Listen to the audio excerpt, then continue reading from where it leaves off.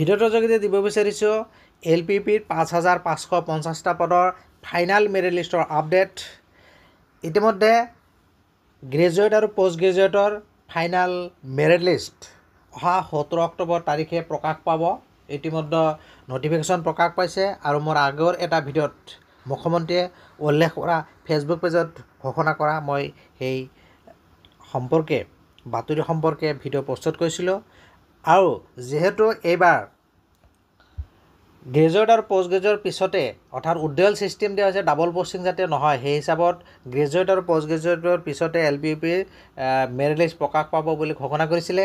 আৰু সেইমতে আগৰ মতে আছিলে 15 তাৰিখে গ্ৰেজুৱেট আৰু পোষ্ট গ্ৰেজুৱেটৰ ফাইনেল লিষ্ট প্ৰকাশ পাব আৰু 15 পৰা 20 তাৰিখৰ ভিতৰত LPPৰ এই 5550টা পদৰ ফাইনেল লিষ্ট প্ৰকাশ পাব। যিহেতু গ্ৰেজুৱেট আৰু পোষ্ট গ্ৰেজুৱেটৰ পদসমূহ 15 তাৰিখে প্ৰকাশ নাপালে 17 তাৰিখে প্ৰকাশ পাব। গতিকে যিটো মাজতে যিসকলৰ গ্ৰেজুৱেট আৰু পোষ্ট গ্ৰেজুৱেটৰ নাম সন্নিৱিষ্ট থকাৰ লগতে এই LP আৰু UPৰ মেৰিট লিষ্টত নাম সোমাব, ইতিমধ্যে যিহেতু প্ৰভিশ্যনেল লিষ্ট প্ৰকাশ পাইছে আৰু সেই প্ৰভিশ্যনেল লিষ্টত নাম সোমোৱাসকলৰ যিটো উইথড্ৰয়েলৰ কাৰণে অপশ্যন দিয়া আছে, গতিকে তাৰ লগত সংগতি মাজত যিটো গেপ, অৰ্থাৎ আগৰ যিটো ঘোষণা কৰা হৈছিলে 15 পৰা 20 তাৰিখৰ ভিতৰত ফাইনেল লিষ্ট প্ৰকাশ পাব আৰু যিহেতু গ্ৰেজুৱেট আৰু পোষ্ট গ্ৰেজুৱেটৰ লিষ্টসমূহ 17 তাৰিখে প্ৰকাশ পাব বুলি কৈছে।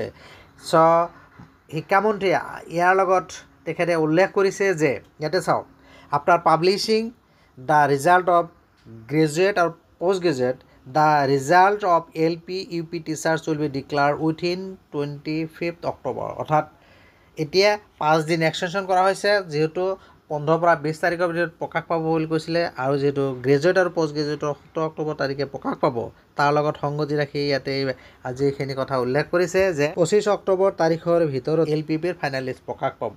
হয়তো 20 তাৰিখৰ আগত নোলায়, 20 তাৰিখৰ পিছতে ওলাব।